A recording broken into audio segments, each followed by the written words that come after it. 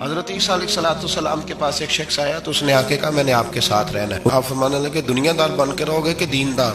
کہنے لگا جی دیندار بن کے رہوں گا. فرمانے لگے دنیا کی طلب نہ کرنا ورنہ میری صحبت میں نہیں رہ سکو. جناب عیسیٰ علیہ السلام نے رکھ لیا. آپ پہلے دن ہی کہنے لگے چل آجا روٹی کھا لے.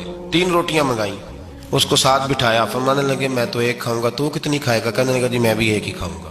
ایک روٹی اس نے کھا لی, ایک آپ نے کھا لی. تیسری روٹی چھوڑ کے جناب عیسیٰ علیہ السلام دریا کنارے وضو کرنے چلے گئے. واپس آئے تو روٹی کوئی نہیں تھی. اللہ کے نبی تھے, جان گئے.